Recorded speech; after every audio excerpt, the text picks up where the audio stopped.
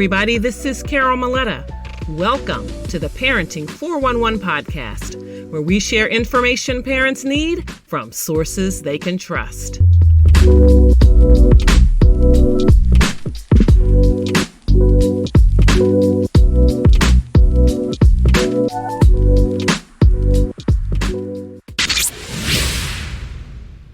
Hey, Mama, if you've been holding it together on the outside, but feeling spiritually drained on the inside, I want to invite you to something special. The Ministry of Mom Experience is happening May 2nd in Washington, D.C. It will be a faith-centered day to help you reset, breathe, and walk away with practical tools to parent with confidence and peace. You don't need more pressure. You need an anchor and a plan. Register now at ministryofmom.com. That's ministryofmom.com. All right, today we're going to continue our conversation with financial expert and certified divorce financial analyst Donna Cates.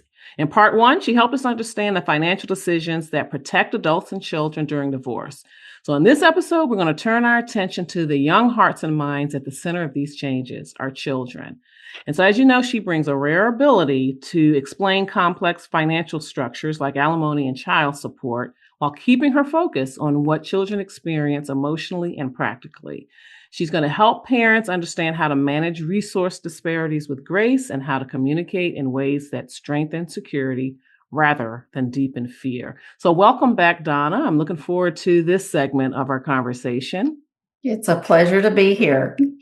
So tell me how parents should talk to their children about lifestyle adjustments without burdening them or overwhelming them. That's a great question. And the reality is that, we talked about this before. We're going from a household that looks like this, one household with one or two incomes, to now having separate. So the lifestyle is going to be impacted in some way. But you as the parent, your responsibility is to ensure that you're getting, a fair settlement, number one, that's going to work for both you and your ex-spouse so that you can continue to provide for your child. Now, and I think it's very important because the parent's financial stability is literally going to be this financial safety net for that child. They will know that even though you may not speak about money with them, they're going to feel it. So just, knowing that you've done the best that you can to have a division of assets and income disparities, shored up so that you're financially stable going forward. And kids thrive on predictability. Mm-hmm. Right. Keeping that constant the routines, they're going from one house to the other now.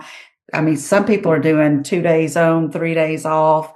The parenting schedules have gotten kind of cuckoo, but it's what works for your family. So mm-hmm. that's the thing, is to find what works for your family, but know that, divorce is disruptive. It's just absolutely disruptive because everything is changing. But setting that, having a set schedule, if the children go to bed at a certain time at your house, ideally they're doing the same at your co-parent's house, mm-hmm. Within reason. The thing to remember, though, is that we can't control what the other parent does or doesn't do.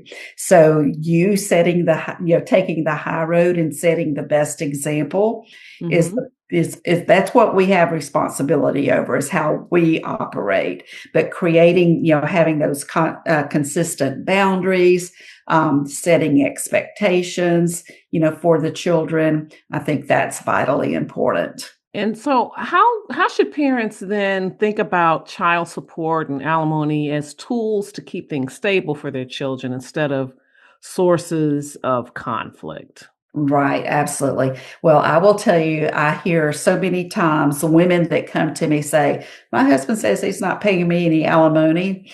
And then I say, well, can you just say, okay, I hear you. But the reality is, if the income disparity is there mm-hmm. and the length of the marriage is, warrants it, you're probably going to get alimony. You may even be the one paying alimony if you're the one with the higher income. Mm-hmm. But the alimony you need to remember is not necessarily a lifeline. It's not, for the rest of your life. It is intended as a tool to give you time to regroup, retrain, get further education, get more skills so that you can get back in the workforce or earn more money. So it's not a long-term thing. Now with child support, the child support is based on the needs of the child.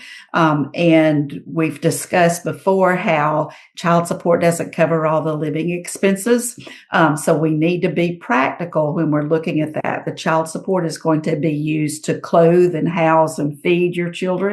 But everything else outside of that is an extra cost, and you guys need to be negotiating how those expenses are going to be covered. And child support obviously ends when the child reaches age of majority. So that's another thing to consider. When we're looking at financial planning and how that child support and temporary alimony might impact you, we're looking at what are your expenses, what falls off when the children are no longer living with you, what's this expense going to look like over the long term, and how long are you going to be getting this income? And so we can make smart decisions on how to use the money while you're receiving it. Want to give your skin that lifted, luminous look, like you just came back from summer vacation? Listen, I know the leaves are turning, but Dermalogica's Phyto Nature Firming Serum does exactly that. With dual-phase technology powered by botanicals like camu, Moroccan rock rose, and hyaluronic acid, it helps firm, hydrate, and turn back the clock on tired skin. It's clinically proven to double your skin's luminosity after just one use, and it smooths out lines in just 4 weeks. I use mine, and it's a total game changer for me. So click the link in the notes and grab this deal at Ulta. And trust me, your skin will thank you. Along those lines, I'm curious, what ongoing practices have you seen work to help co-parents stay aligned on the expenses and protect the children so that they don't feel caught in the middle? I would say our family wizard is something that everybody needs to have. A lot of attorneys will actually recommend this because that is a tool that you can use where you're recording expenses. You can record schedules. You can put all of the school activities in the calendar there so everybody knows what's happening when. But communication with your spouse is good. And it's even so sophisticated that it can monitor your tone. So let's say I'm saying, I'm telling my ex-spouse that I had to take Johnny to the doctor. So this month he owes me an extra $100. If I say that in the message and he doesn't respond, I'm like, when are you going to pay me? What? So, but the family wizard actually has a tone monitor. So it will help you, so that you're not escalating, emotion. So I think that's a tool that everybody should be checking out for any type of communication between you and your spouse or ex-spouse, and especially regarding the kids. That's a good feature, it sounds like.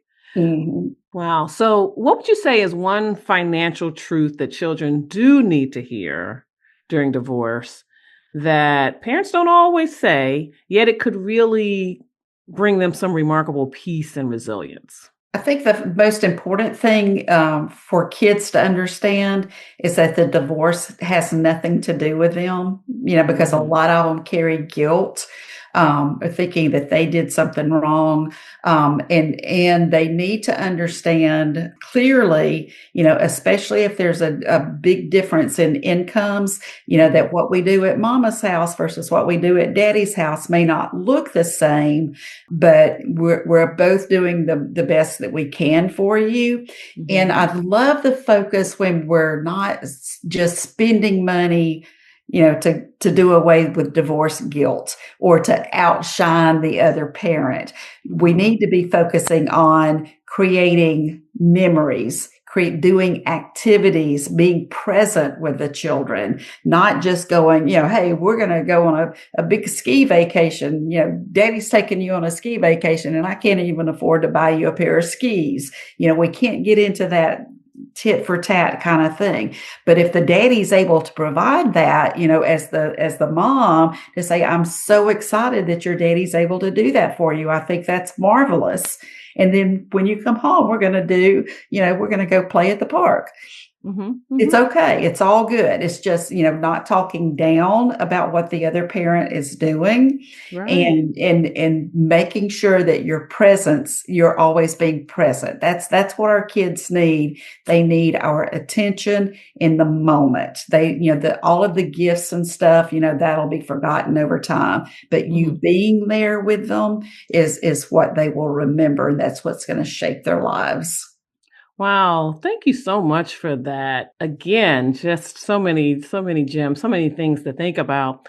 Donna, can you tell us one more time how our listeners can follow you and connect with you? Absolutely. I would love for you to check out my website, which has a ton of helpful information, checklists, blog posts about divorce, and my free workshop that you can attend at moneymatterswealth.com. And I'm also available on social media. So your Instagram, LinkedIn, and Facebook pages. I'm there as well. And I look forward to connecting with you. Awesome, awesome. Well, Donna, thank you so much for helping us to understand the financial shifts of divorce through the eyes and the experiences of our children this time.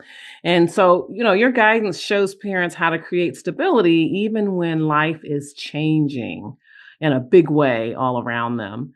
And so maybe today's discussion will encourage families to lead with wisdom and fairness and a commitment to their children's well-being. And to our listeners and those who may be watching, it's just my pleasure to bring people like Donna, professionals here, to share this vital information with you to just ease your parenting journey, in this case, in divorce.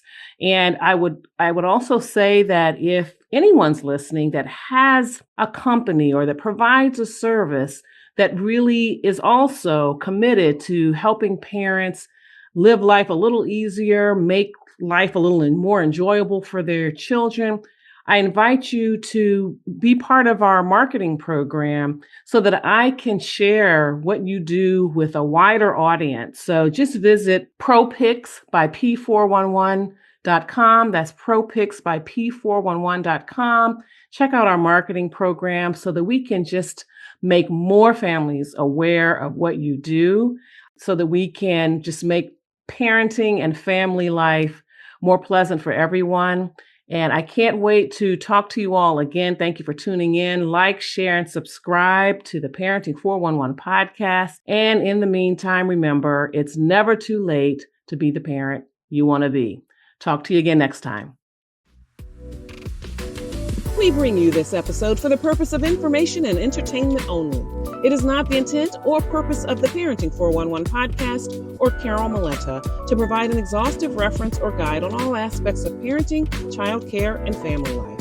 You are strongly encouraged to read all available information, consult medical or other appropriate professionals, and pursue all reasonable means to learn as much as possible about parenting, to complement what you gain here, and then tailor the information to meet your individual needs.